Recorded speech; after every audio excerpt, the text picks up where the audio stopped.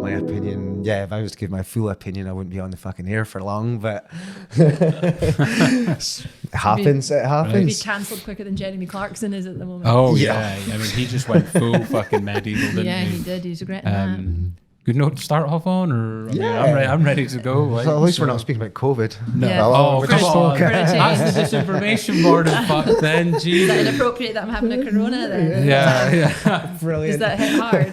Fucking Infowars, man. The sore point. Welcome, Melissa Brailsford, to the northeast corner. I'm sitting a bit close for that. You're fine, man. You're fine. I like your mic position. You have grown over time. Yeah, I'm getting used to it. I'm getting. I can think so after 30 odd episodes. Look at what you've done with the studio, man. This place is amazing. You're our first guest of 2023. Welcome. Thank you. How are you? So much. I'm good. Thank you very much for having me. This No is problem. very exciting. How is life? Life's good. Life's good. It's brand new year. And just looking forward to hitting the ground hard with business and to keep doing and building on everything that happened last year. So yeah, no, I'm really good. Thank you. Good. How are you guys? Yeah, Very good as can be, yeah. Yeah, I'm quite keen to get New year, new me and all that. Yeah. I don't Rehashed understand it. It's stuff just that goes another on. day of the year, and I'm going to change tomorrow. I'm going to change. It's like People think should they're have going to changed change 3 weeks overnight. ago. You know, Yeah. if you're going to change tomorrow, you I could have suppose changed that's a yesterday. good question to kick off on, right? Like, obviously, with you being a personal trainer, like you get so many people coming to you because they want to change, right? Whether it be mentally, physically, or whatever. Is that like one of the things that you talk about when starting with a new client? Like, you can't just have like the sunset of like, oh, I'm going to train for 6 weeks and that's it. That's me done. You know, like I've achieved what I've wanted to achieve. Like you just said there, we put it in our head too much that, oh, that date's the specific date that I'm going to do it. And it's almost like we like the idea of it rather than actually putting in the work for it. Yeah, I think a lot of people think, right, this is the time I'm going to start. I'm going to make some changes. A lot of people come to me because they don't necessarily feel comfortable in their own skin or where they currently are at, and they want to make some really positive changes in their lifestyle, in their diet, and they have this vision of how they want to look or how they want to feel in the future. So lots of the things that we speak about, especially through the SHIFT program, is not necessarily looking to change you completely, but just looking at changing some things around your daily lifestyle that's going to help you get to where you want to be. And there's lots of people that think, oh, if I just get to a certain weight on the scales, my life will be infinitely better. You know, so how many times have you heard someone say, you know, if I just, you know, I've been this weight before and life was great. And if I could just get back to that, you know, I've had horrible things have happened in my life. So it made me take my foot off the pedal and not concentrate on my health and giving up the gym and not looking after myself. If I can get back to that weight, maybe life will be better. And it's reminding people that just because you get to a certain number on the scales doesn't necessarily mean that your whole outlook is going to change or your whole life is going to change. You know, people say, I just want to be 10 stone or I want to look like that. That's not all of a sudden going to change overnight just because you've starved yourself because you knew you were a pound away the week before. So you've starved yourself that week just to see that number. You're not all of a sudden going to get a promotion. You know, your home life's not infinitely going to be better just because you see that number. So we just try and remind people that you're not defined by getting to a certain point. It's about the journey getting there, the small changes that you can make day to day that really do add up. And lots of the people that come to me are mums who are maybe struggling to find themselves again because they are right at the bottom of the priority list. You know, kids come first, house comes first, looking after partner comes first. And they just really feel like they've lost part of their identity along the way. And they just are really craving to find that again.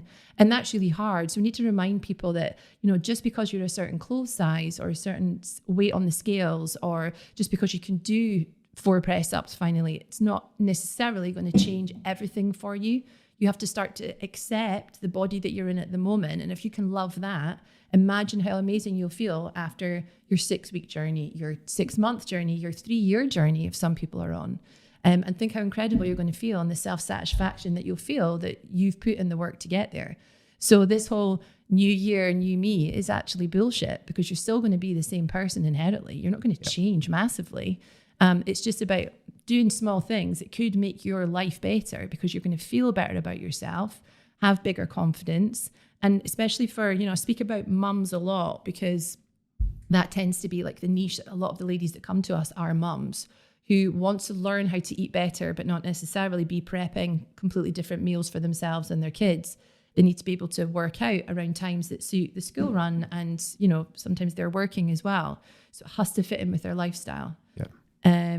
So yeah, I think this whole new year, new me thing, just look at making small improvements if you want to see change to the person that you are already. And if you can start to love and accept and really look after the person that you are just now, imagine with all these little changes that will come along the way, how much better and how much more enriched your life could be. Mm-hmm. You might have the confidence to go for that promotion, or to ask that guy out on a date, or, to be a happier mummy at home, because a lot of the time these ladies are absolutely run ragged and they're not doing anything for themselves.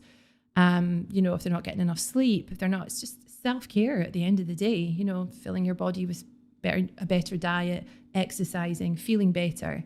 And all of these things can have a knock-on effect around the people around them. So, which are all self-care things, right? Which is probably stuff that doesn't get talked about enough when it comes to self-care. Do you think like the all or nothing kind of mentality that you just kind of mentioned there is like a media-driven thing? Do you think that's a big influence over why people feel like that? Yeah, I think also people will see people getting these big transformations and they think, I want to look like that. So, I can't eat chocolate, or I need to spend 5 hours, in the gym at a time. And yeah, you can maybe feel like that for 2 weeks, but after those 2 weeks, you're going to be absolutely fucked. Yes. You're going to hate the trainer that you've got that's asked you to do that. It's completely unrealistic. And these people, it'd be great if you were locked in a flat for 6 weeks and you were getting home delivery of prep meals. You had all that time. You didn't have to go out to work. You didn't have to look after children, and you had all that time to spend on yourself. But who has that? No one has that. We are very, very busy people. We are in a society where we are kept busy doing a million things a day, going at a million, miles per hour. And you need to meet these people where they are. So these clients, you need to reassure them that even just doing a 20-minute workout or going for a 20-minute walk, if that's all you can do, then that's absolutely fine. And let's nurture that and let's build on that and make you feel good that you're doing that, rather than saying, I was supposed to go to the gym today, but my kid's off school, so I can't go. So I'm going to do nothing and I'm going to feel shit about myself. So this all or nothing mentality stops so many people in their tracks. And we see this all the time. 90% of people who fail a new fitness regime, a healthy living lifestyle, whatever it is that people have signed up to or tried to commit to, they will fail within the first couple of weeks because one day hasn't gone to plan and they think they fucked it. So it's giving people the reassurance to know that, just because you went to McDonald's for lunch with your kids doesn't mean to say you need to write off the rest of the day. Fit your McDonald's into your daily calories, and then, just maybe have a lighter dinner. If you've gone over your calories at lunch more than you expected, you get up tomorrow and you just go about your day again. You don't have to feel guilty. You don't have to go and spend an hour in the gym working off those calories. And you don't have to go on a super restrictive diet. It's all about meeting these ladies and guys where they are and trying to help them see that they can get something from just doing the bits that they can. More about pushing a positive mindset rather than pushing physical activity. Absolutely. Yeah. Because anyone can lose weight from sitting doing nothing if that's where they're at. People think that they have to all of a sudden do 5 workouts a week, live off chicken and spinach, and it's not about that. Anyone can lose weight, I feel bad saying this because obviously I'm promoting people building strength, building their fitness levels because of the mental and physical benefits of that. But someone sitting in a chair that is unable to do any physical exercise, if their calories are set right for their activity level, they can still lose weight if that's important to them. Yep. And this is really important for a lot of people because people will get in touch and say, oh, I really want to do your program. I've seen your transformation pics and I want to feel like these ladies that you're helping, but I'm so unfit. I don't even know where to start. I just don't think I'd manage it. So then we say, well, just say that you've got a current very low activity level. We can set your calories that are appropriate to you. Everything is completely tailored to you. And then we take it from there. And then maybe once you feel a little bit better because you're in a better routine with your diet, I can say to you, do you know what? See, tomorrow, I just want you to walk to the end of the street and back. That's all I want you to do. If you can do that tomorrow, then I'll be so proud of you. And then a couple of days after that, could you walk to the end of the street and a little bit further and back again? And it's all about building on these things. I remember saying to a mum once who is absolutely run ragged, lots of kids at home, absolutely no time to herself. And she was like, I just don't have the time to do an hour's workout. I was like, why does it have to be an hour? Set a timer, do 15 minutes. And she was like, I can't believe you're saying it's okay to do a 15-minute workout. And I was like, but you would do nothing otherwise. Yep. Think how good you'll feel to say, do you know what? I said to myself I would do 15 minutes. I got in from work, I put my trainers on, I got that done, and I feel great for it. So if that's your starting point, Let's celebrate that. Let's celebrate that win that you got that done. It doesn't matter that it wasn't an hour. It was 15 minutes. Maybe tomorrow you can do 16 minutes. So it is all about just, moving things, moving the goalposts for people if you need them to. But the sense of achievement that they get is spurs them on. And then that's where motivation kicks in. I suppose there's also like an element of, I think we live in a world of exceptionalism now, of where like people will see people like do like the most strenuous of workouts and expect themselves to do that straight away without learning to walk before you can run, I guess, is the kind of saying that you would put towards it, right? It's not pushing for, if you, what does it say? If you strive for perfection, you'll achieve excellence. Mm-hmm. So, but most people's limits are way too high through social media, through comparison to others, and so on. Yeah, and I get that as well. Everyone gets it. People say to me, "Do you feel under pressure to be a certain body type or to look a certain way because you are in the fitness industry?" And I think, when people are looking at you doing workouts, because I do live workouts with my clients 4 times a week in a Facebook group, so I'll do these workouts, and I think, God, if I'm asking these guys to do 10 burpees, I need to be able to do 10 burpees. Absolutely. So there is a pressure there that I need to be on my game in terms of I need to be a certain level. But there'll be days when I've got no gas in the tank. Maybe I've got my period and I feel absolutely rotten. Didn't have a good night's sleep the night before. Might be a little bit hungover. I'm not going to lie. And then, I'll just say to them, do you know what? I'm not feeling it today. So I'm going to do 5, but I'm going to make them really good. Yep. And then just by being realistic with them as well, lets them see that you don't have to be able to do everything. Like, I'm totally honest on those lives and on my social media as well. Like, not every day is perfect. I don't eat well all the time. I've got a very flexible lifestyle where, I enjoy a beer, I enjoy alcohol. I like to go out with my friends. If you can make it seem realistic to other people, then they can go, oh, do you know what? If she can do it, then I can. Yep. And I think there is this pressure to be perfect. And someone asked me that on one of the anonymous questions, do you feel that pressure? For the lives, yes, I do. Because if you're asking people to do certain things at a certain level, then you should be able to do it yourself, I feel, to an extent. But to be a personal trainer or to be a really good sort of fitness instructor or to be, a nutritionist, you don't have to look a certain way. What people are looking for is your level of support that you can give them. Are you approachable? Can you be empathetic? Can you show them compassion? And it's just, to be a cheerleader, you could be any shape or size. So this whole pressure for PTs, especially to be a certain shape, I think is really unfair because that doesn't show their shape, or a 6-pack doesn't show that they can actually give a shit about people. And that at the end of the day is what's going to matter more to clients than the fact that they can deadlift 120 kg. Does that shock people when you have that approach to them? It feels like there's a built up assumption of what a personal trainer is, right? And some of the stuff that you've just mentioned there, like when you work with someone new, they almost get taken back by how kind of holistic, I guess, would be the word it is. Yeah, and I think when you don't get taught this when you do your PT training. You go in and it's very robotic. Like when you're assessed, they say, okay, you're going to take someone into the gym and you're going to explain what you're going to do to them, and you're going to show them how to do a lat pull down, and you're going to explain to them what muscles this works and why they do it, and you're going to count them down and stuff like that. And it's very robotic. And when I first qualified, I used to sit and write out from start to finish pretty much what I was going to say in that session, not only because I wanted to get it right, but from nerves as well. Yeah. So I'm like, oh God, what if something happens here? And I just think that the more you get into it and the more you find your own kind of personality and style in it, people then go, oh my God, that was a brilliant session today. We just had a laugh and I didn't even realize how heavy, I'd lifted or how hard I'd worked, because we were speaking about everything else as well. And a PT session in person, a lot of it is like therapy. Like, you can tell if someone's going to have a good session the way they walk up the drive into the gym. Like, I could see a client and be like, something's happened here. She's not herself today. So usually with the warm up, that's when I would chat to them, while they're on the rower, and I'd be like, what's going on with you? How's your week been? Are you doing okay? And then that would give them a chance to talk. And because they're kind of in the safety of those 4 walls, they tended to open up and share. And then you would know how the session would go. So then I would know if, okay, this is not the day to be testing for personal best. This is not the day to be really pushing them. They just want to feel like they've got something out of this session. And a lot of people go to a PT session, and again, I was very naive when I first qualified, Because, you think, oh, you lift weights because you want to build muscle and you want to get strong. Some people go to the gym to escape something that's happening at home, or because that is the only hour of the week that they get to themselves, because they have all the kids needing their attention, or there's pressure to keep the house right, or, there's stuff going on with their partner. And sometimes for them, it's an escape. They don't care if they build muscle at the end of it. They don't care if they are increasing the weight on their back squat. They just want that time to themselves that week, to be working on themselves, for themselves, and to walk out of that gym feeling a little bit better than they did when they came in.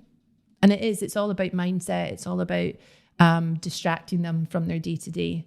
And this is why it's important when you see people posting their gym selfies or their after workout selfies. You can't always judge and say, oh, they're showing off. Maybe it's taken them so much to walk into that gym that day and to get that workout done. You've got no idea or what some people go through. Being able to take a photo of themselves, right? Like, exactly.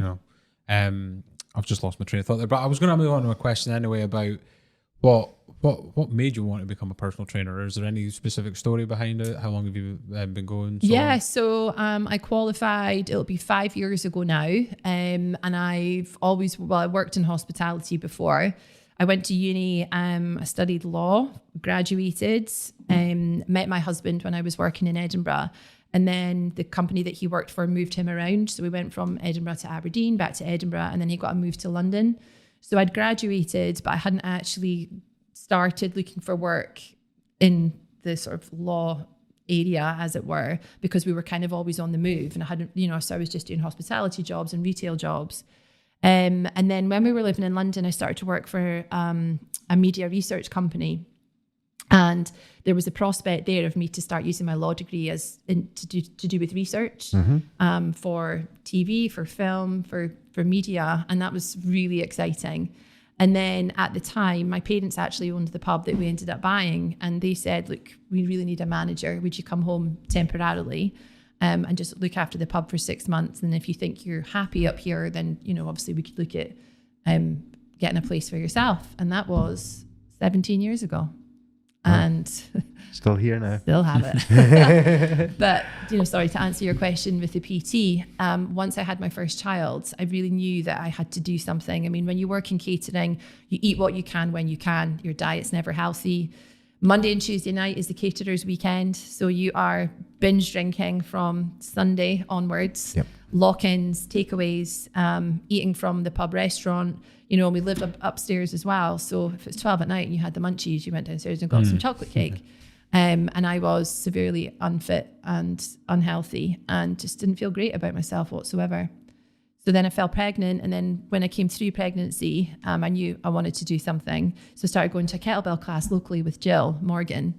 And I went once a week and I really enjoyed it, and then started going twice a week. And the changes that strength training made to my physique, where I just couldn't believe it. I started to get abs on a stomach that had carried, a 9-pound baby, and I was just like, whoa, this is insane. So I started looking into the nutrition side of things a little bit more, the strength training. And because I got such a buzz out of it and people started to ask me about it, and I really, really enjoyed sharing what I was doing or giving people advice on it. And then it was like, do you know what? I should actually just do this for a living. And I didn't tell anyone. I was so scared that I was not going to pass my exams, because I was in my late 30s at the time. And I knew that when I signed up, I was going to be all young, mostly guys on the course. And I was just really worried that I was going to not fail or not do well. So I went and did it. And that was a wee while ago now. And here I am. And it's amazing. And it's the best thing I ever did. Good. You're a very positive person. I tried to be. Have you always been so positive? Or is it something you've kind of teach yourself to be through your job and things? Yeah, I think positivity is something that you can either push yourself to be, or you can let things get you down. Or you can say to yourself, do you know what? That can absolutely eat me up. Or I can push past this and be strong. And I think, I've had stuff that's gone on in my life that there's times that I just haven't wanted to leave my bedroom. Just wanted to cry my eyes out in my bed, pull the duvet over me and not speak to anybody. But at the end of the day, that's not going to help me get any stronger. It's not going to help me move on from anything. It's not going to set a good example to my kids or to my clients. So I think overcoming things and being positive is something that you just have to strive to be, because it's not going to come naturally. You're going to have to work at that. But trying to see the good in things that happen, or trying to see it as, okay, well, that's taught me something. What has that taught me? How can I move forward with that and show that I've learned from that? And yeah, things are sent to try you.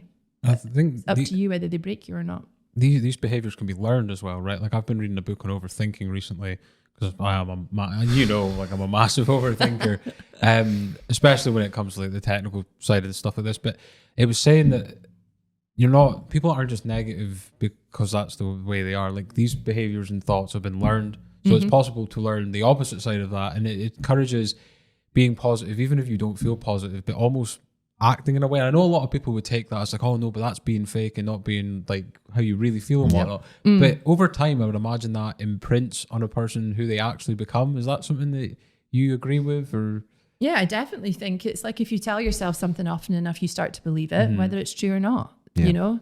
And I think in my position, people look at me and say, God, how do you do everything? Like, how do you, you've got such a busy life with work, and how do you manage it all? And, I don't manage it all. There's days that definitely time runs away with me, and I'm a procrastinator and I don't get things done that I needed to, but you know what? Just get up the next day and make the next day a little bit better. And if you try and see the positive in things, then I definitely think you can have a more positive outlook. And yeah, there's things that have been sent to try me, but I've always just thought, well, do you know what? Sitting here doing nothing isn't going to change anything. So I'm going to get up, put my eyelashes on, put some fake tan on, and go about my day and, just try and make that day better than I thought it was going to be. And it's something that, you don't have to look at a whole day of just taking it a day at a time. Take a morning, an afternoon, and an evening at a time. Because how you feel in the morning doesn't have to dictate how the rest of the day is going to go. You can absolutely flip that on its head, and the day could end up being much better than you thought it was going to be. And you're in control of that. No, just one thing that literally took words out of my mouth. Humans seem to get overthinking about things they can't control. That's the thing, because there's stress that we can cause through ourselves we can't control how situations play out, but we can control how we feel about them and react to them and things like that. Yeah. And it's always about control. We like control as humans. We want control. And when we don't have it, that's when we start to panic. We kind of fight back because we lose control. It's, Something that I tell my clients a lot, especially if like they've intended to get to the gym or to eat this for dinner or to prep that. And for some reason, they've just not been able to do that. It's like, or they've been ill or the kids have been off school. It's like, control the controllables. Go for the low hanging fruit. So if you know that instead of having to prep that meal, get something out the freezer, that's easy. It's a low hanging fruit. Grab that, use that instead. You can only control the controllables. And that's the thing that you have personal control over. And as long as you can take that control and try and turn it around or make it positive, then you've won your day. And then tomorrow might be a better day for you. That's a good answer. Yeah. I've got lots of notes here for you, so I'm just kind of... We are going to be here all night, because I am a gobby cow. Come on. I want to speak about Shift in 6. Can you explain to people listening what Shift in 6 is, how you're involved in it, and what it's all about? Sure. So Shift in 6 is my 6-week online training program. And I found very quickly through PT that I was oversubscribed. I had a waiting list. Loads of people wanted to train with me, which was a lovely position to be in, from going from someone that didn't think they'd pass the exam to all of a sudden being, full for sessions. I needed a way to help these other people that had got in touch that I knew there was no way I was going to get to them, like number 30 down at the bottom of the list, but they really needed my help. So I looked at taking my coaching business online. And one of the ways of doing that is through a 6-week program where everything happens in a Facebook group.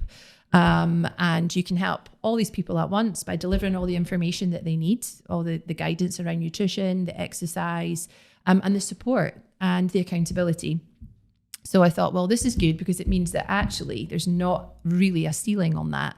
I can let these people know that this is what we'll do, and you'll still get that one-to-one feel with me, because with a lot of online stuff, you don't actually get put in touch with the coach. But for me, every single client reaches out every single week. They let me know their wins. They let me know what they're struggling with. They let me know the progress that they've made. And then I give them feedback. So I'll say, brilliant, you smash your protein this week, literally just do the same again next week and you'll continue to make progress. Or, okay, you struggled with the 3 workouts this week, aim for 2. If you get a 3rd in, even better. And it's just that reassurance, that touching base and that personal touch that with a lot of these things that you sign up to, you just don't get. But that's the thing that can make a difference for a lot of people, is knowing that someone actually gives a shit about them and actually wants to know that they're getting on okay. And if they are struggling, that they've got someone that they can reach out to and say, I actually feel like I'm drowning in all this information. Please, can you help me with this? So Shift in 6 kind of started off as I did it for free. I opened it up on my social media and said, I'm looking for 10 ladies that I can work with for 6 weeks to trial out this program and see how it goes. I got 100 people applied, which was crazy. So I actually ended up taking on 25 because there was some stories there of ladies that really needed help. And I wanted to help them. So I did a free, I think it was 4 weeks to start off with. And I worked with all these ladies and it was insane. When you put ladies that are like-minded in a Facebook group together and they're all championing each other and supporting each other, there is something so wonderful that comes out of that. And it is just a lovely community where people can vent, people can share how they're feeling, what they're struggling with. And everyone really supports each other. And it's become an amazing thing to be a part of. So we went from having, I think on the first group, I got about 30 paid people. And then over COVID, the most that I got in a group, I think was about 170. And it sold out in about 4 minutes.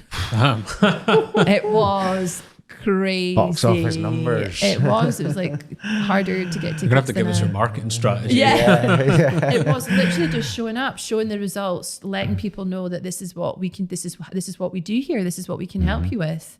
And obviously, round about COVID was at a time where, you know, people couldn't get to their Zumba class, they couldn't get into the gym, they needed to do something because we were sitting about our gardens drinking, doing fuck all.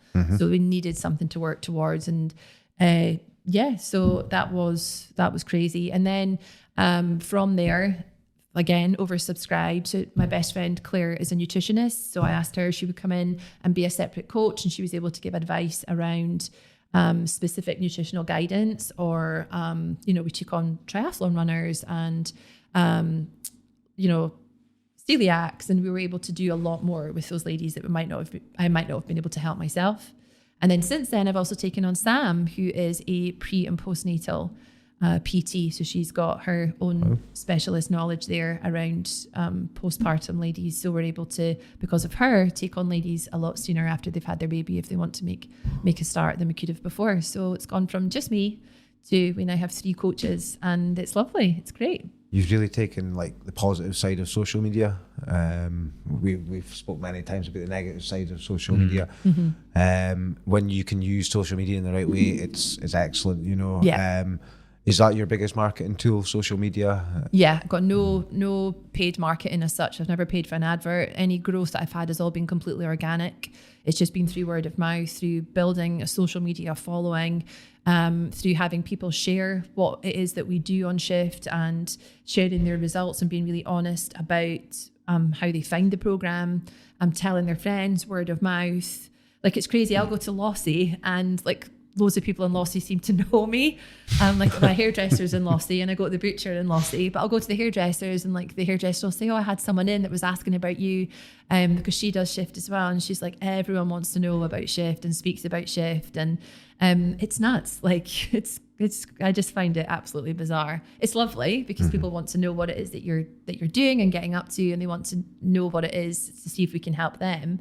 But yeah, no paid adverts, literally just everyone talking about it. And is it a strange feeling, because in a way when you put yourself out there online, people then seem to think they almost know you within actually meeting you in person? That's I mean, we're nowhere the same stratosphere, but like there's random people like speaking to me that are going by on bikes in the middle of Elgin. I've got people be like, stuff. oh, I recognise that thing, and I'm like, that thing, that entity. Oh god. But it is weird. Like I get, I hear it as well. Yeah. Like, I've never spoke to any of these people in my life, and they're like, oh, Ryan's doing well with that. But even being personal, using your name when you've never had an engagement with that is a very strange, peculiar feeling. It is bizarre. And it's like, because obviously through social media, you do show a lot of your life. I mean, there's lots of things that I keep secret, lots of things that are special to me that I keep personal. And I don't share that. But I think with the stuff that I do share, people do actually feel like they actually know you. And that's crazy. And like people will come up to me in the supermarket or people do approach and they say, oh my God, like I can't, like, and it's like strange. I'm shopping with my kids, just fucking leave me alone. Well, no, but it is. And it's like, but even, you're from Lossy, Elgin, and it's like, people do get to know. And if you've run a pub, and my parents had a pub as well growing up. So people, not saying everyone knows me, but, you are a well-kent face around the town, like folk know you. And so, I think that's probably contributed to me being well known for PT as well, because people knew me through the Mossad and then knew me from doing the PT. But I would go into Tesco's, like even when I just used to work in the Mossad, and they would look at my shopping basket and say, is that what's going to be on the specials board tonight?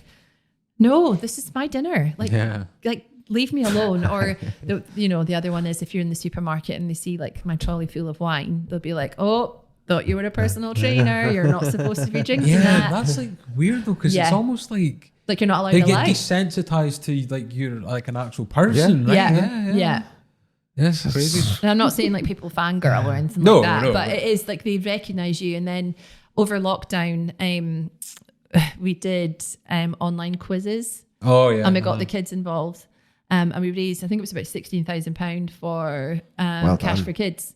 So we used to do a pub quiz every week at the Mossad, and then we took that and just literally did it from that corner every week. Used that light just on a phone, on Facebook.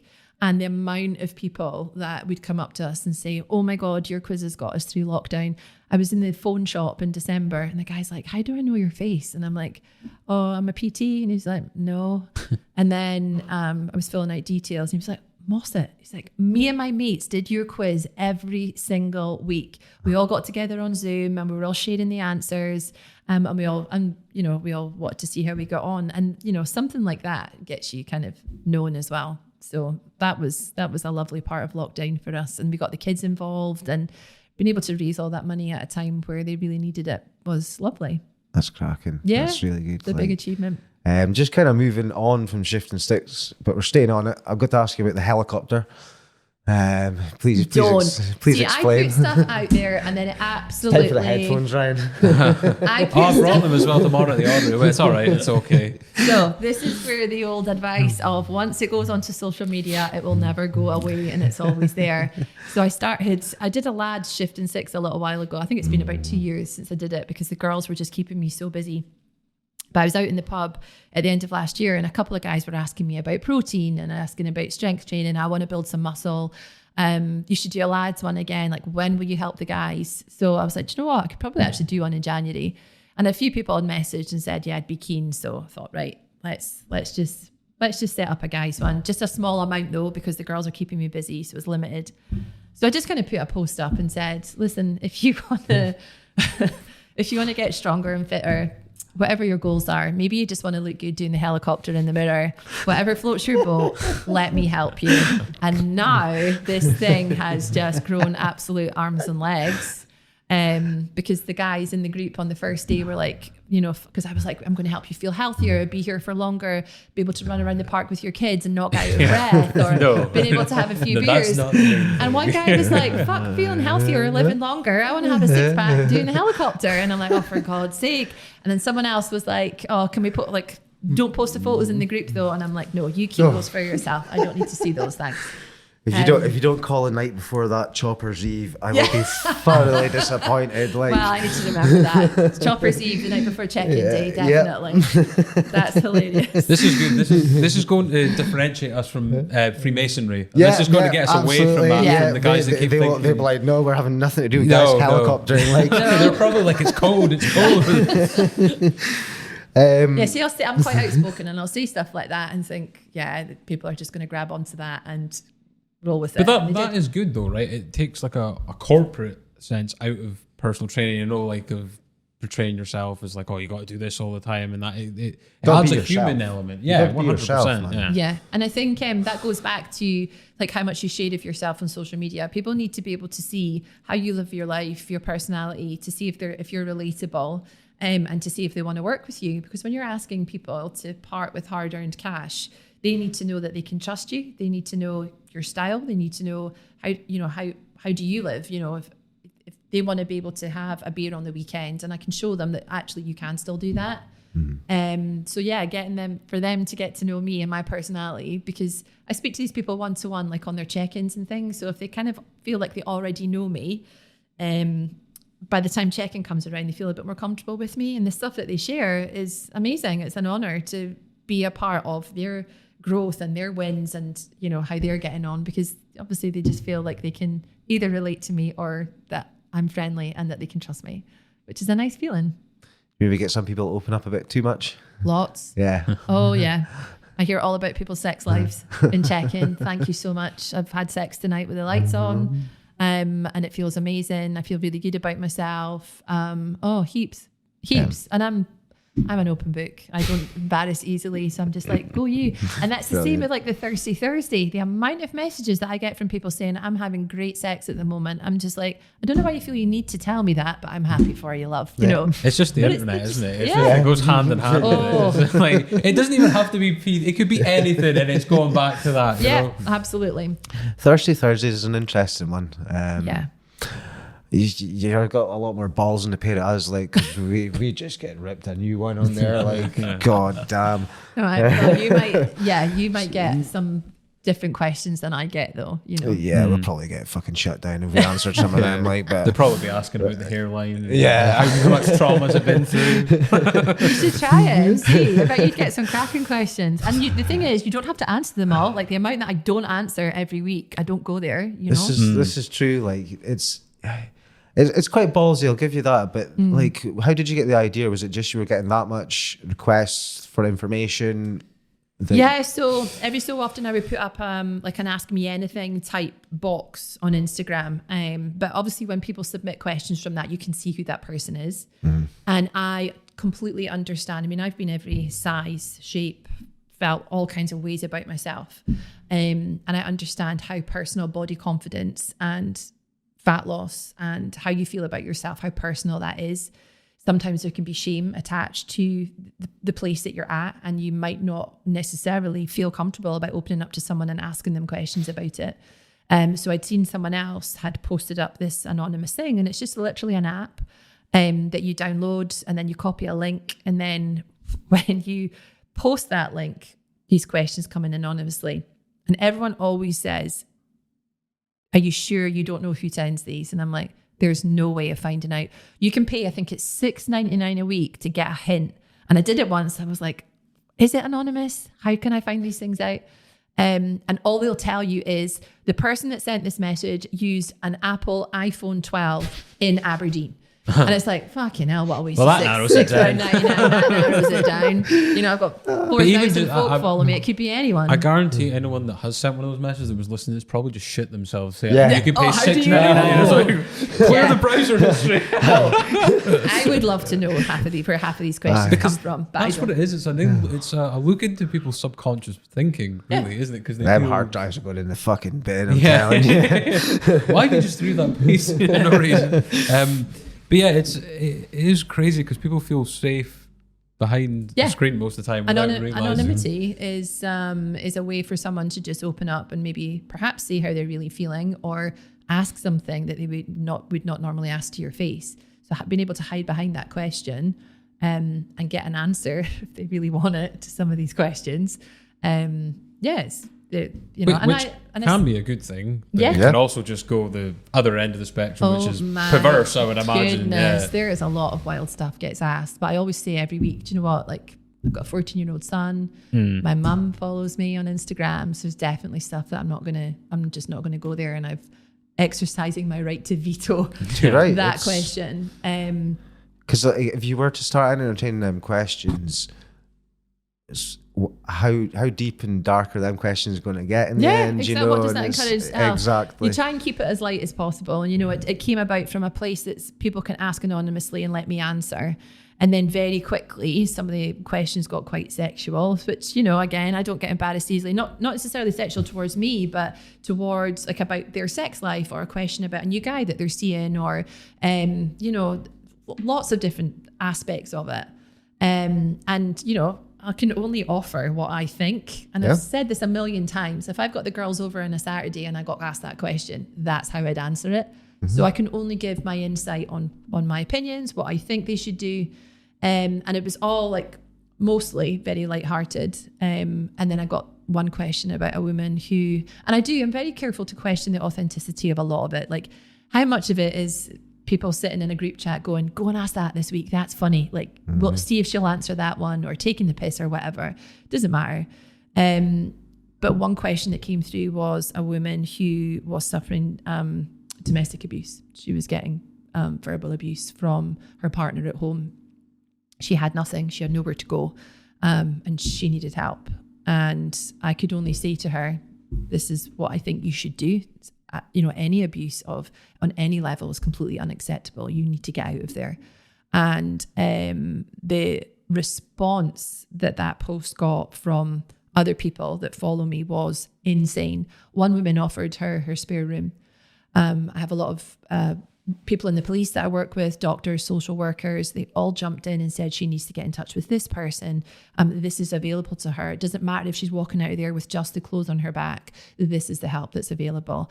And it was actually quite overwhelming, the way that the community kind of stepped forward and offered help and advice and support. And also the stories of people that had been in a very similar situation and had realised that they needed to get out. So to be able to, again, and because this lady's anonymous, I can't reach out to her and say, look, there's all this help available for you. All has to be done publicly on the stories, but basically just reassure and say, you can do this. Thousands of other women have done it. Especially with the world we're living in just now. I mean, if you look at the news the last couple of weeks in terms of domestic violence, misogyny, violence against women, it's pretty much through the roof and at a disgusting level in all areas of life. So was that one of your most, obviously you don't want to pat yourself on the back for that, but was that one of your most proudest moments when that happened? Oh, that was just insane. I get goosebumps now thinking about it, because there's a woman, if it's genuine, there's a woman sitting at home thinking, what am I going to do? How the hell am I going to get out of here? And by sending an anonymous message and then getting the help, victim support, all these other amazing charities and facilities that were available to her that she wasn't aware of, she was able to get out. And she sent a message the following Thursday saying, thank you for all the advice I've left them. That's amazing. So that's brilliant. And that just shows how powerful that can be. So that was quite a special moment. Kind of leads me on to my next question. I said before we started, I've got quite a question for you tonight. You help a lot of people out with your advice for your Thursdays. Do you feel pressure to say the right thing, not necessarily what your opinion is, but the right thing? We on here, I spoke to Ryan on the way through here tonight, I on here feel the pressure to say the right thing now, sometimes not necessarily my own opinion, but the right thing, so we're not giving misinformation, we're not giving people bad advice. Are you the same, or are you quite willing to just give your own opinion, even though it's maybe not sound advice? It's a fine line, isn't it? Because you want, if someone, like with the lady with the domestic violence, you want her to be like, fucking get out of there now. Like, don't put up with that. That's not right. Get the police involved. But it's not as easy as that, is it? No. So you just have to be very sensitive sometimes to these subjects. And then I always say at the bottom, DM me if I can help. Like, get in touch. If you don't have anyone that you can speak to, please just message me so that you've got someone to speak to about it. Yep. Because you don't necessarily always want to be saying these things out in public, because there will be one person that doesn't agree with the advice that you've given. Maybe someone that's much more qualified to give advice than I am. I don't have any qualification about some of these horrendous situations that you find out about. All I can offer is, push you in the right direction. A little guidance in the right direction, or show some sympathy, show some support, let them know that you can message me, or I'll happily chat to anyone that wants to talk. I'll absolutely help anyone that reaches out and needs help. Absolutely, would never turn anyone away. It does put you in a position, like you say, of responsibility to say the right thing. And sometimes you go, fuck, should I have said something different there today, or am I going to get a rollicking for that? Is that going to go down well? But I've not had anyone that's disagreed with what I've said. They might in their group chats. They might be speaking about me. My ears probably burn every single week. But I've not really had any negative feedback directly. So that's good thing. I suppose there's like another brilliant. side to that though, because there's people that are, I guess, influencers that talk about free speech, and in reality they're just masking being a bit of a dick a lot of the time, right? Sometimes, yeah. But it's just, I mean, the only thing that I have with it is I realize how polarized anything can be nowadays, right? Yep. And I don't want what we're doing here to cause anyone taking time out of their day to argue with someone else in a comment section with someone they will probably never meet, have no relationship to, and it's part of what the internet encourages now. Like we've all seen documentaries like The Social Dilemma and how Toxic behavior. Yeah, exactly. Yeah. So and you see the people just sit and wait for the drama. Like you see, like the people will then go and put up like a meme of like people eating popcorn, like can't wait, spill the tea, here for the show, and there is some people that unfortunately just thrive off of other people's misery, or through like throwing a controversial comment in because they want a reaction. And it's difficult sometimes because people will have opinions on you that you don't have any control over. But something that really resonated with me recently was, have you heard of a guy called Paul Mort who speaks? He's you guys would like him, very outspoken. He's from I think he's from South Shields, Newcastle way, and he was at the brink of ending his life, and he's very open about it. And he's now helps guys sort of take control of their lives. Motivational speaker, does a lot of stuff with James Smith. I was going to bring him up. I was going to say I don't want to say your messages remind me of him, but the way that you're open with your clients and with the people that you're engaging with reminds me a lot, because I'm reading one of his books at the moment, actually, funnily enough. So I was going to bring it up myself, but sorry. Yeah, no, you're fine. So so he sometimes does like open when James Smith does live shows. Paul Mort sometimes is the support, like the opener, and he's very open about drug taking, about alcohol, about issues that he's had there, and how he's managed to turn his own life around, and now he coaches men to do the same. And something that he said was, why do you get so caught up in the opinions of others? Why does it bother you so much? And a way to look at it is that unless that person that's got the opinion on you, unless you would want to be standing in their shoes or live the life that they have, it shouldn't matter a shit. Yeah. And that is something that totally resonated, because everyone is going to have an opinion on what you do. Everyone is going to talk about it. I know I get spoken about. My name gets, I know people have told me that my name gets talked about in the hair salon and the nail bar, and, I know I get spoken about, and that used to really, really bother me. I would lose sleep over it. I'd be like, oh, have I pissed someone off? But the thing is, people are going to talk anyway, and they're going to think they know the whole story. No, they fucking don't. They're going to form in their head whatever it is that they want to think, and that's up to them. But again, you have to think, what does their opinion matter? Does it matter? Is it going to affect my life tomorrow?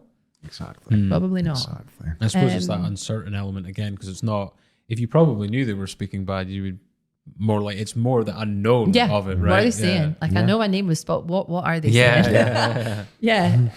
But you just have to, people are going to talk, people are going to speak and have an opinion, and they're absolutely entitled to it. But actually what their opinion is none of my business. Yeah. That's a great way to look at it, though, because if you don't, it's just going to eat you up, and it's like a cancer that will absolutely stagnate inside you, and you can let that eat you up, and you can let it really, really bother you. And I'm not saying at times it doesn't, because that's life. Everyone's got everyone can feel sadness, and everyone can feel pain knowing that you're being spoken about. But it's whether you let that get it's that control again. It's that control. Yeah, you give these other people the control rather than you controlling how your day goes yourself. Exactly. Yeah.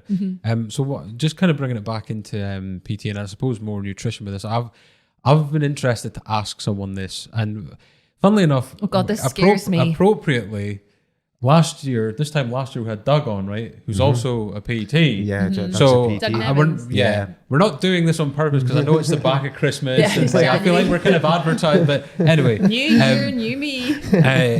So if you were to go type in, like a lot of people would in today's world, diet, you're confronted with about 30 articles, and they take you in all sorts of different directions. There's one that's like keto is the answer, or Slimming World is the answer, or carnivore. And there's I've seen a guy that went a year just eating baked potatoes. You know what I mean? Like, this is how. You've got that Liver King guy as well. I mean, that guy was a bit of a joke. Like, the best thing about him is he's talking about we need to live like our ancestors, and he's getting in a Jeep. Did he not get called out for taking steroids? Yes, he though? does. Yeah, Yeah. and then he then said, "I'm doing it because there's all these people suffering from mental health." But it was just because he got caught, basically. Yeah.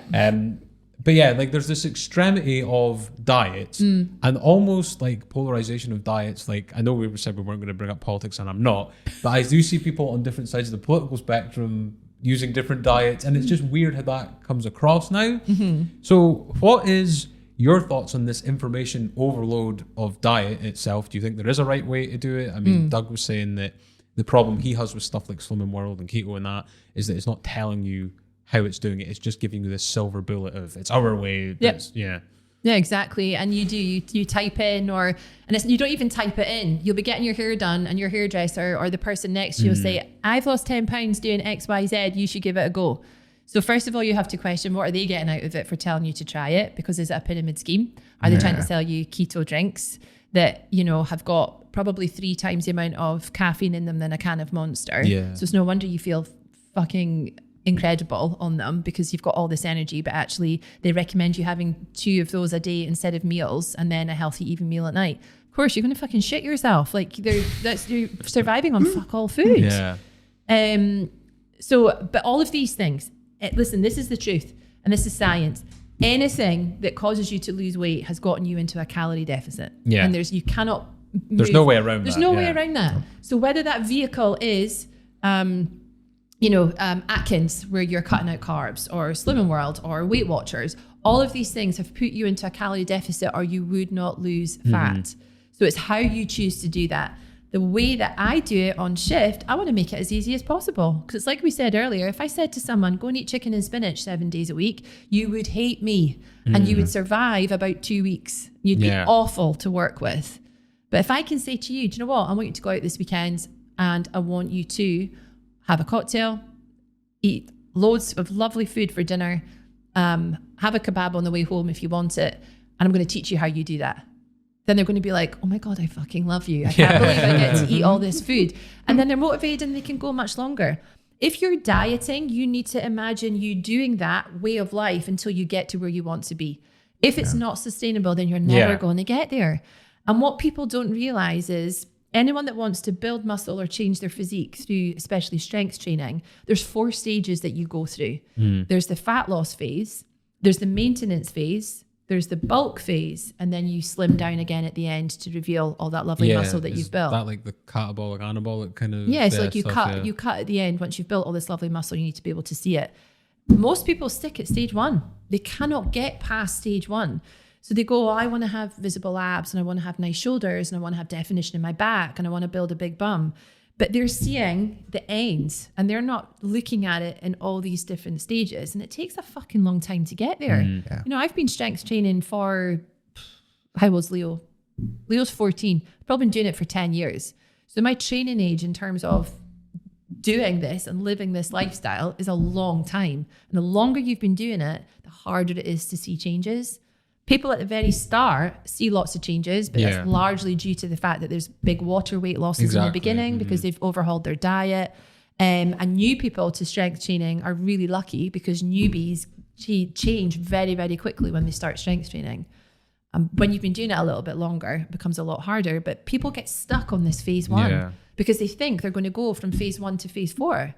I want this shape. I want to look like her. I want to look like that fitness influencer. I want to look like that girl on Love Island or whatever.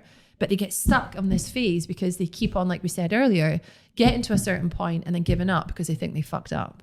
If they can see past that and we teach them why, and this is what's a huge part of Shift is giving them the education on how calorie deficit works, why protein is important, why you need to get a certain amount of fiber in your day, how you can calorie cycle, why it doesn't matter, your body doesn't reset at midnight, Calorie deficit and energy balance was there long before man invented time. Obviously, people think they suddenly everything resets at 12 o'clock at night or the night before a fucking Slimming World weigh-in. It doesn't. It's over sort of a 7 to 10 day period. Your body will decide what it's going to do, whether you're in calorie surplus, calorie deficit, or maintenance. So people getting stuck on this first stage immediately want to be at stage 4.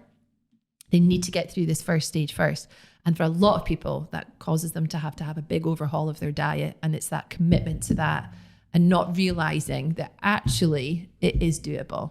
You're just making it very hard for yourself. Yeah, and there's no shortcuts. It's going to take time. You have to do it. And you have to be, your mind has to be ready to do it. And I think people can get drunk on, like you mentioned, there's a lot of change of someone that hasn't been doing something to then doing it, that instant kind of shock change, I guess. Yeah. And then they expect that every single week, and then the disappointment kicks in when it slows down, right? So something we have to do, because we do these weekly check-ins on shift, is we have to remind them, first week there'll be a big water loss. You know, it's very normal. Our bodies are 70% water. If you're dehydrated or you consume too many carbohydrates and you're not taking on board enough water for that bloat to go, then you're going to store it and it's going to show on the scales. So the first weigh-in for lots of people, especially coming out of the festives where you're fucking eating like you're on an all-inclusive cruise, all the carbohydrates, all the alcohol, very little hydration and very little exercise, very little movement. That first weigh-in is going to be like, wow, this is amazing. I'm half a stone down. And we're very quick to say, that's great, but that's not true fat loss. A lot of that is water, and that's largely down to how you were eating before. So we keep it real. Second and third week, there might be a little bit of a loss. Usually weeks, maybe 4, there'll be nothing. Or the scales might go back up, but they feel amazing. And it's like, oh, I'm torn, because normally at Slim and World, they would be like, Jackie, what's happened this week? Yeah, oh, I see that the scales have gone up, and it's shame. You know, they shame them for it, and that's when they say, "Oh, well, actually, I did more exercise this week. I don't understand what's going on." Oh, okay, and that they're not given the skill to tell them that if you do more exercise, you're going to have more water around your joints because of inflammation. You're going to have more water in your muscles as they repair. But they're not told that. No, they're just like, how many sins have you had this week? How many? I mean, even calling it sins is diabolical. Yeah. You know, just eat the fucking chocolate bar. How often do you think people should weigh themselves? Because I mean, not to try and make this about me, but I used to be like morbidly obese at like 400. Can I give you my opinion on that? I don't weigh myself. I just look in the mirror. No, but that's the thing. Like, for the 9 months that I lost that first 100 pounds, I didn't weigh myself once. I don't weigh myself. I look in the mirror, and if I'm happy with what I see, and it doesn't matter what I weigh. You're doing the helicopter, are you? I'm actually a helicopter. I don't got a 6-pack to go with it. I'm just glad I didn't become a Jabba the Hutt stunt anymore, for fuck's sake. Of course, I'm completely pan over the fact that I hope you don't mind me bringing it up. Well, I already mentioned it. Free rein. Ryan lost 200 pounds. Wow. So yeah. And how did you do that? So I started off with keto. Oh, for God's sake. No, but the thing is, like, someone... Supplements or... No. Okay. Well, maybe a bit of glutamine, but we'll leave That's it all right, I though. digress. But, so, yeah, I was just tired of being rinsed when I went out, you know? Like, the reality of it is, I'm not trying to be a dick or anything. Like, we can control how we treat others, but you can't control how others treat you. Yeah, that's right. When I was getting rinsed like that, I was like, I can't control people feeling they need to go and say stuff like that to other people, but I can control what I look like, right? Yeah. So that's basically what like kicked it off, and then ensue 3-4 years of first 9 months was like I just ate cauliflower with a bit of meat every day, and then it just went, which is probably not the healthiest way to do it or whatever. Okay. But it wasn't healthy being 400 pounds at the same time. Your farts must have been wild. Well, I was isolated at that time, so no one was affected. Good reason. Yeah. Protein farts or something else. This is something that all the girls talk about. Like, you start eating masses more protein, you're going to be smelly. Yeah. Yep. And I mean, like, it's weird because like when something works, when like you're trying to lose weight, you start to think you're like some kind of nutrition guru, like I've cracked it. And that's how like a lot of these things work, because like things like keto, like there's going to be way more water loss because there's not any water retainers. So it does trick people into thinking, what do you mean I've lost like 15 pounds in 2 weeks? Do you know what I mean? Like, but congratulations, though, that is an amazing achievement. Ended up getting a PT at the gym years later and stuff like that, and yeah, it's been chopping and changing. It's not like perfect yet, but you know, it's all a journey. It's not stop starting. So it's it. But it's always a journey when it comes to keeping your figure and weight loss, and it's not like. And I mean, we're not like when I work out now, it's not for like. I mean, there's things that I have to accept, right? Like there's like if you're going up to that weight, you've disfigured your body in a way that's permanent in a way, right? Yeah. And I accept that, but at the same time, I've never done anything that's been better for my mental health or well-being than exercise. There's nothing. There's no antidepressant or no. That's amazing. So you're an amazing advocate for that, because I get asked a lot as well from people who like have lost quite a lot of weight and they're worried about loose skin. and the appearance of their skin, and they don't feel comfortable with that. And I'm like, never mind your skin. You've probably just given yourself 10 extra years by losing a huge amount of weight. So, would you rather be here for another 10 years to see your kids grow up, or are you worried about loose skin? And you can go and get that seen to if it really does bother you.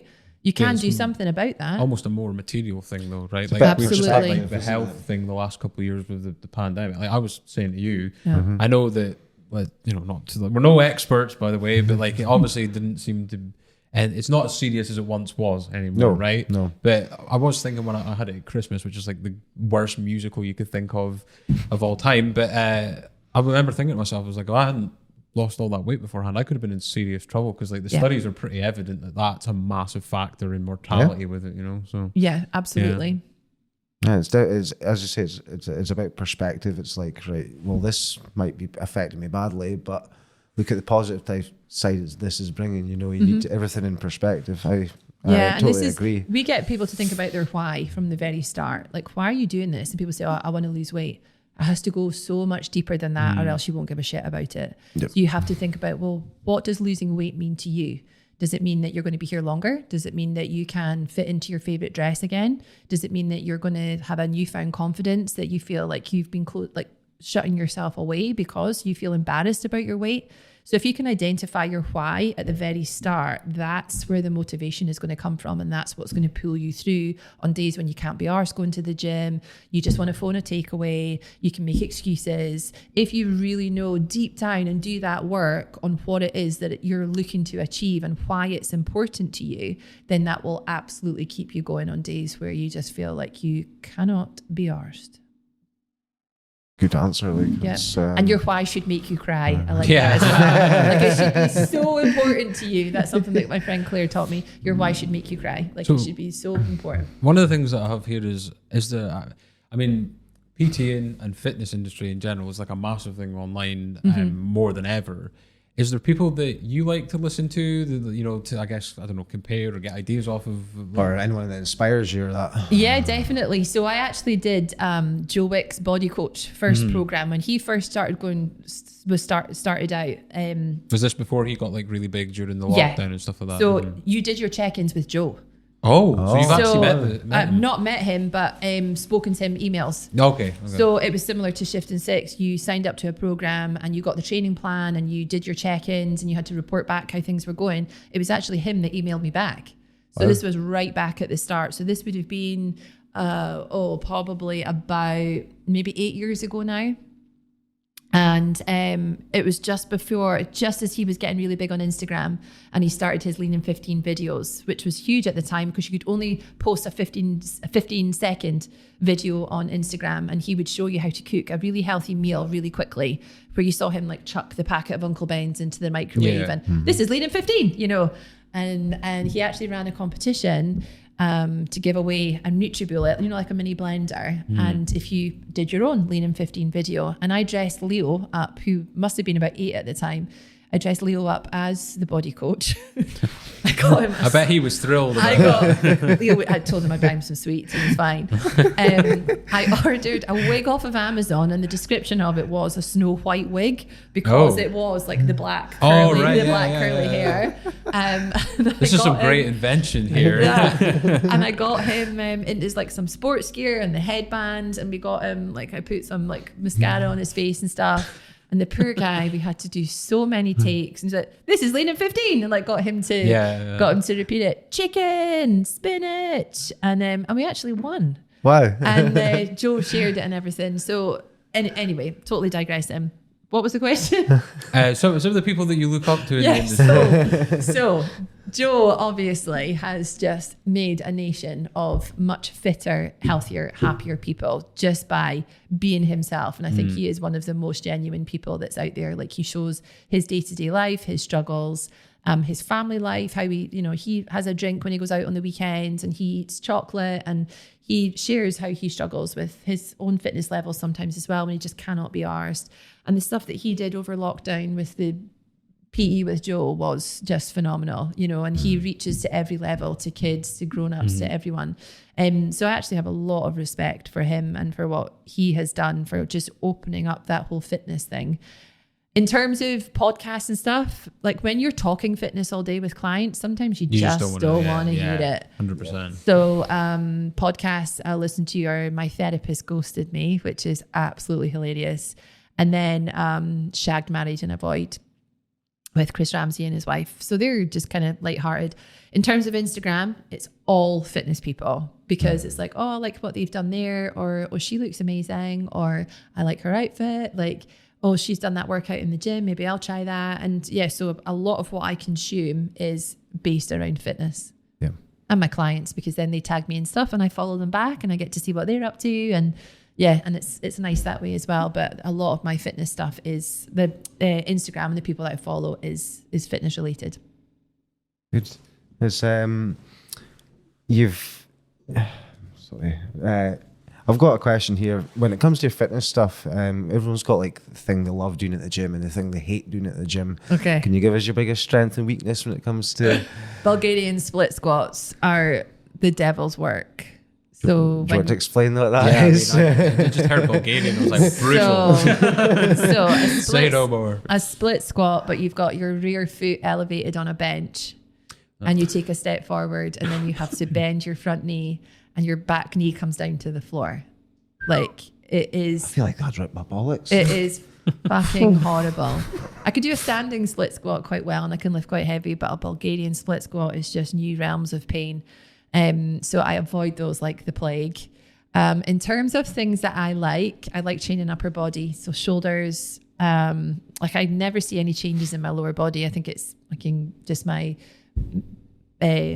genetics and body makeup. You know, some people are stronger in other areas in some areas than others. And I have more visible muscle upper body than I do lower body.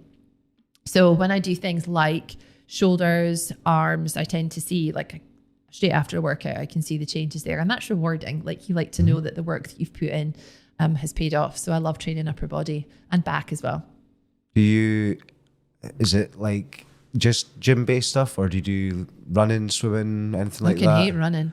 Everyone assumes that a PT is going to be fit. I tried running once and I hated it. I did a Tough Mudder a long time ago now, but you need to, I think it's like 12K in total, but there's stops for every obstacle.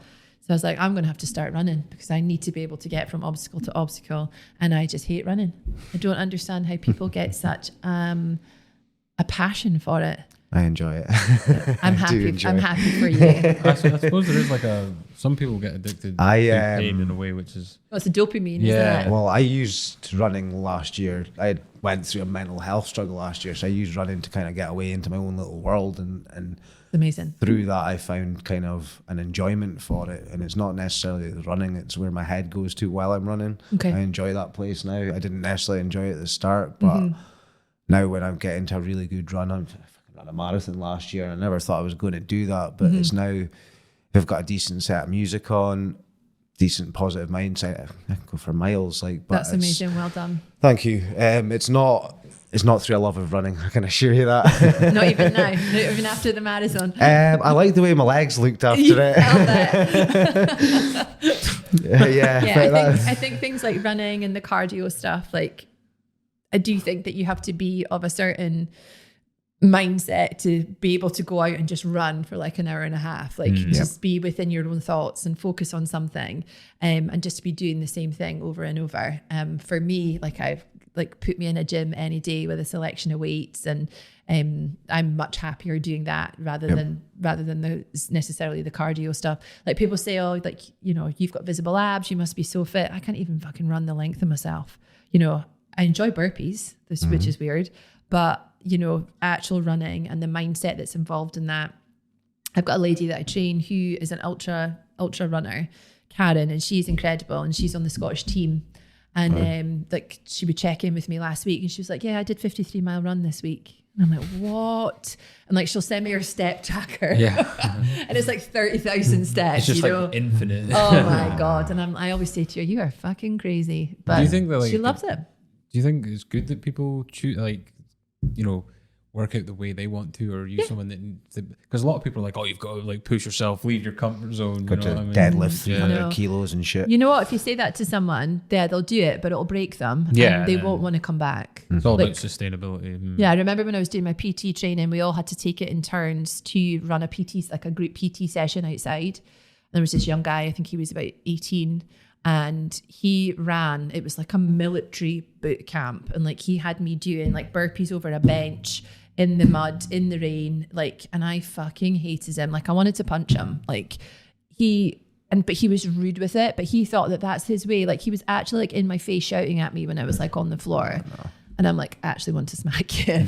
But that was just him finding his style. Like that's the kind of trainer that he wanted to be. And I just remember thinking, I could never do that to someone. Like if someone says, oh, I can't manage that. I'm like, of course not. Like, let's just put the weight down then. It's okay. Like next week we'll go for that.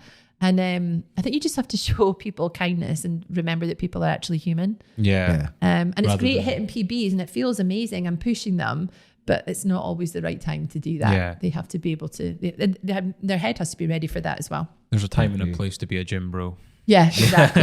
Exactly. And a lot of people get so intimidated by, you know, these guys in the gym who are doing like one rep max and like making all the noises and Oh yeah, you know they've got the dumbbells. I don't know. They do this on purpose. They grunt like 10 times louder than they need, and they smack it down on the rack. yeah. It's like, why has you got to make it sound like you're knocking one out? And that, you know, if that floats their boat, then that's fine, you know, but when there's other people stepping into the gym possibly for the first time, it can be mega intimidating. 100%. I mean, I remember the first time going in thinking like, I'm well out of place here, like using a CBD. It's the look you get as well. They're like, you don't fucking belong here. It's like, I remember the No personal one should trainer be telling like me, that. going, you are an athlete. And I'm like, I'm not so sure about that one. I think a good personal trainer, if anyone, this is probably relevant because a lot of people might just be getting into going to the gym and starting out just now. I think a good personal trainer will meet a new client outside as opposed to waiting for them to walk in. Yeah. Reassure Building them. like a rapport first. Absolutely. And just so they've got someone to walk in with as opposed to just walking in on their own.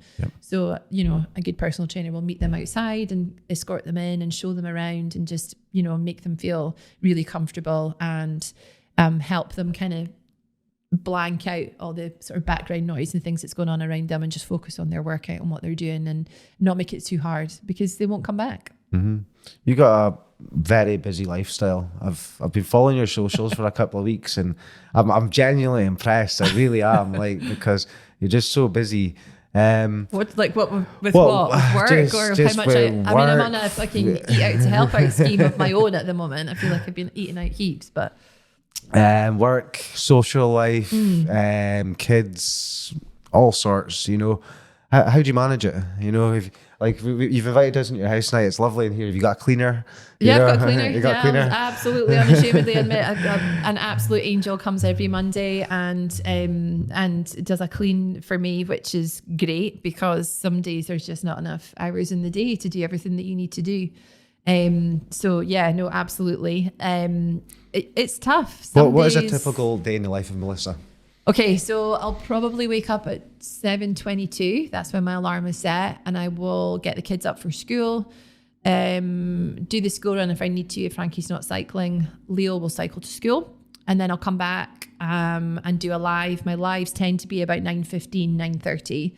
So I'll do a workout in the hallway. Once I finish that, I'll have a look at social media and in the shift group and see if there's anything there that needs my immediate attention. So any inquiries, any questions about anything, if anyone's struggling with anything, then I can jump on a call with them if they need me to. And then I'll think about having some lunch, and then the afternoon, more work, depending on what stage shift is at as well, because there's a big kind of registration process where we send a welcome video to every single person that signs up. So we'll pull up we use Loom. So we pull up their initial questionnaire on the computer, and then it'll record us as a coach. I'm talking through their information. So be like, welcome to Shift. Really excited to have you here. I can see from your form that you're struggling with X, Y, and Z. This is how we're going to help you. And that takes up a lot of your time. So the onboarding process for Shift is actually massive. It takes up a lot of hours. But then once that gets going, it tends to be sort of less time intensive. Is for check-in day, we do exactly the same process. We'll pull up their check-in form. We'll talk to them all individually. And then, so that can take up my whole day. Like I had to record 60 videos on Tuesday there for check-ins. one after the other. Sometimes I talk for 10 minutes. Sometimes I talk for 2 minutes. So it's a big old day on a check-in day. Yeah.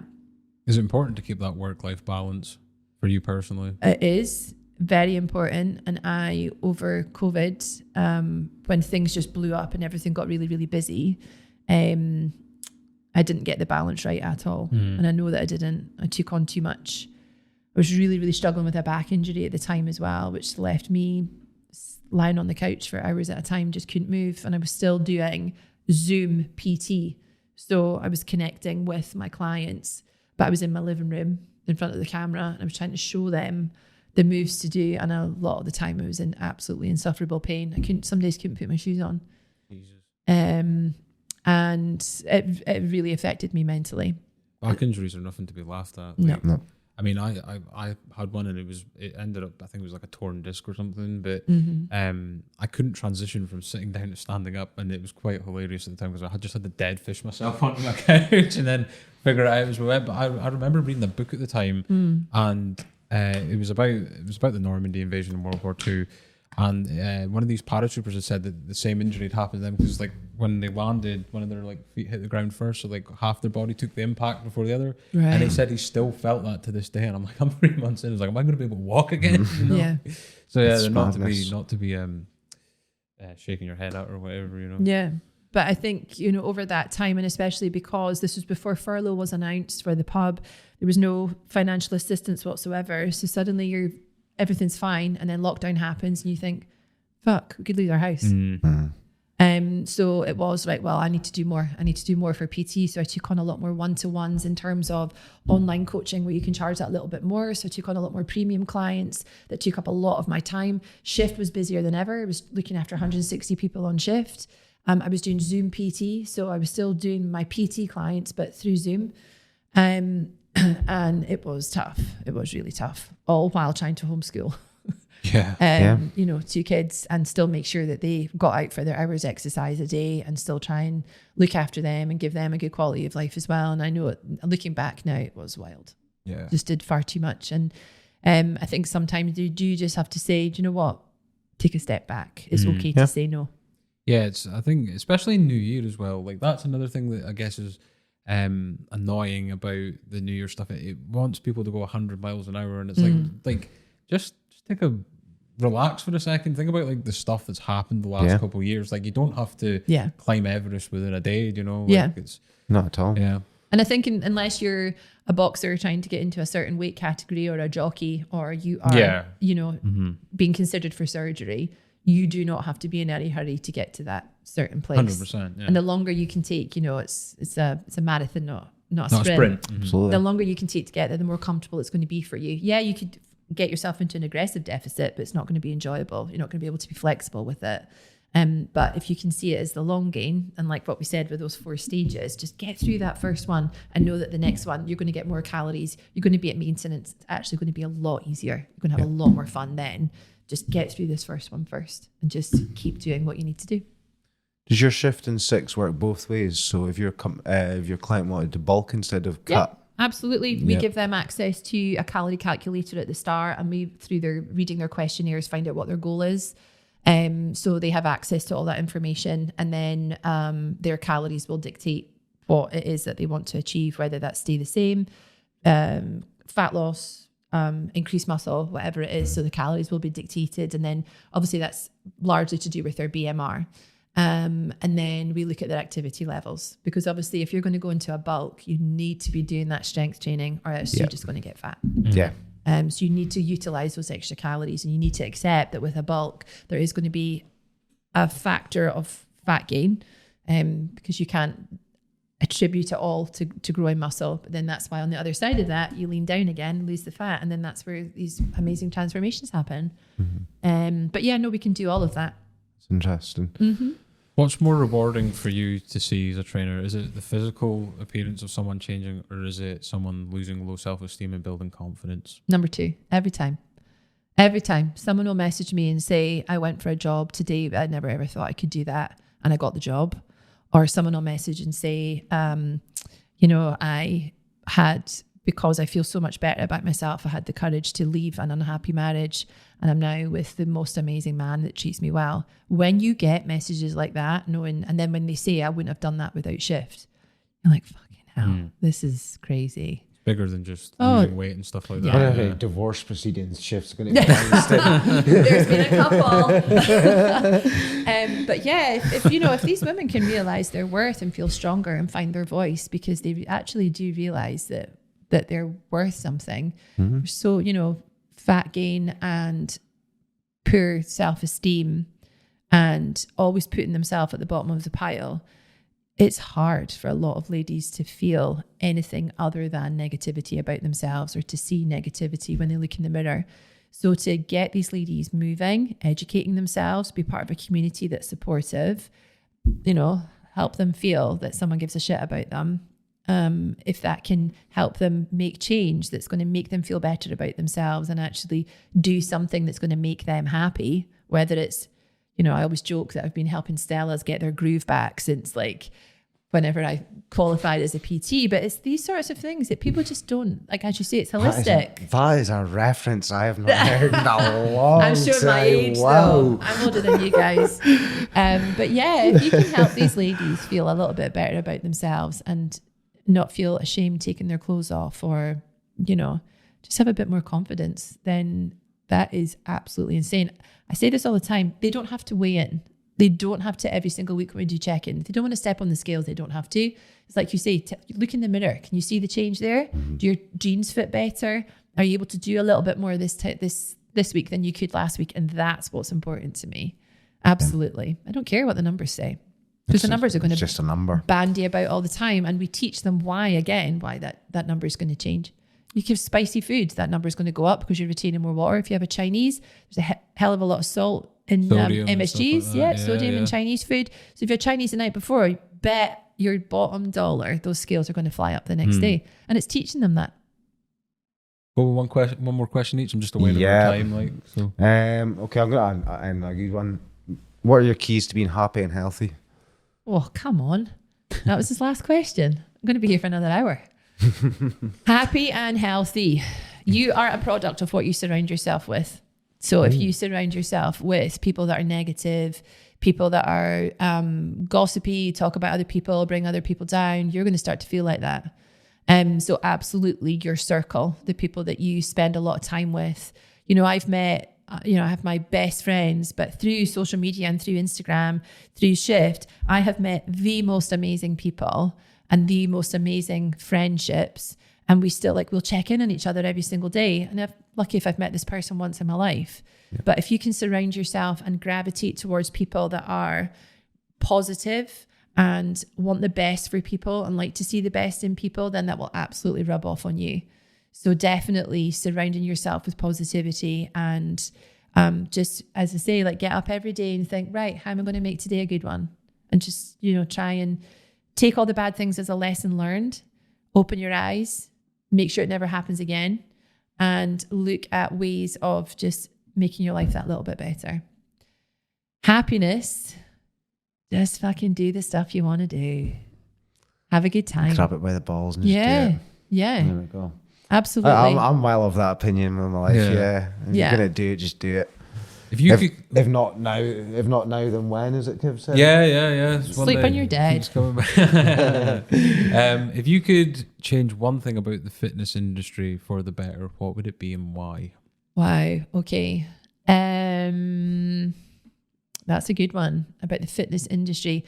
You know what? There's so many people on social media that aren't qualified that are pumping out meal plans.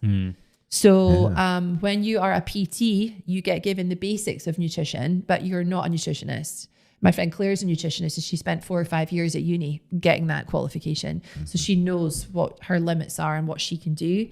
When you're a PT, and you get this a lot with people that have, you said you went on a journey yourself. So all of a sudden you felt qualified to advise people based on your experiences, but you get people making money out of this. Yeah, 100%. So if people have started doing bodybuilding, or if they've started, training for something, and then people go, you look amazing, what are you eating? Oh, well, give me 30 quid, I'll give you my meal plan. It's the regulation of that. And there are so many people in this industry that will take anyone on board, regardless of whether you need a special qualification to look after them or not. Like I couldn't touch postpartum ladies or pregnant ladies past a certain stage. And if they've had a cesarean section, you couldn't look at them after 20 weeks because my insurance called for that. But not only that, I wasn't qualified to look after them. You know, they're slicing through 7 layers of skin and tissue and fibers when someone has a C-section. And then I'm going to go and give them a exercise plan that might not be suitable. Yeah. But you'll get people that will still pump out their stuff and take them on because it's a quick buck without actually thinking. Because you know they're not qualified to do it. They don't have the knowledge, and they'll do it anyway. That annoys me. I suppose this is the perfect time of year for people like that to take advantage of people as well. Obviously, just coming out of the festivities and stuff like that. Now is the time that everyone is going to make a change. I knew someone that used to work in DW gyms, and their busiest time, they paid for everything, all their overheads in January because they got such a mass amount of sign-ups. And then as the year went on, you know, it was like tumbleweed in the gym. Off, no one goes. Yeah. They're highly motivated in January. So if you're going to sell something, you can sell it in January. And this is where, unfortunately, a lot of these people will start to sell meal plans or make out that they're qualified in areas that they're not. I won't touch anyone if I know that I'm not qualified to speak to them because I'm not giving them my best. Yeah, you have an authentic interest in helping people. You don't want to take advantage of them. I could make them worse. You know, I couldn't live with myself. So unless, you know, they have got express permission from their doctor that I can help them, if it's something that I'm not knowledgeable about, then I'll absolutely say, like, I'm not the right person for you. You need to go and speak to someone else. And it's horrible because sometimes people really want to do shift or work with you and you just say, I'm really sorry, while you're in this position, you can't. Yeah. So, it's just about not being a maverick. Yeah. And being and authentically caring about that person and wanting to give them the best service and look after them the best way possible. Well, I guess it's all that's left to say is thank you very much for welcoming us you're into our so house. This is our first one on the road, first video episode of the year in the books. You're so welcome. It's where my can pleasure. people find you? I mean, give your you would probably socials a give us plug. more followers than anyway, right? But we'll try and put the novel on it. Where can people find you on social media if they're interested in programs and whatnot? My Instagram is Melissa Brailsford PT and my Facebook is MBPT. Is there anyone you want to give a thanks to, or you guys for coming to my house? People don't normally come to my house. That was a good fish there, Lee. I like it. I rate the hustle. we're in there. People don't normally come to my house on a Friday and leave sober, so I'm I'm the only one that's sitting having a drink. But it's not by choice. I've got to drive, so I'm just boring. But we'll be you've got back. to go home and have cauliflower. Yeah. No, those days are gone. Oh, they're Like gone. a Friday night. I used to eat like, eggs for fucking breakfast hell. every morning. I can't even look at eggs now. But, No, you're sick yourself. Another story for another day. Yeah. But, we'll be back with Richard Lockhead, I believe, is the next one. Richard Lockhead. You're joking. I Richard Lockhead. Preempted Yes. Richard Lockhead. Yes. I'm the warm up for Richard Lockhead. It was the other way around. He was It was the other way around. And then he's rescheduled a few times, so maybe I'm about to spread misinformation there. But we'll hope February 6th is hopefully what's going to... That's Don't know why I'm exciting. pointing at that camera. That's the one that's on me, right? Are you going to Richard's house? No, his office. Yeah. Why? I think it'd be even more weird if in his house for sure. God, If he doesn't put out spicy Doritos, mini eggs, And offer us a Corona, then he's not done it right. He's He not has getting not. invited back. No. Like, He's I don't care let the team what down. party politics you're part of, Richard. no, thank you. That was really good. No, that I was enjoyed awesome. that. Oh, you're so welcome. Yeah. Cheers. Thanks, guys.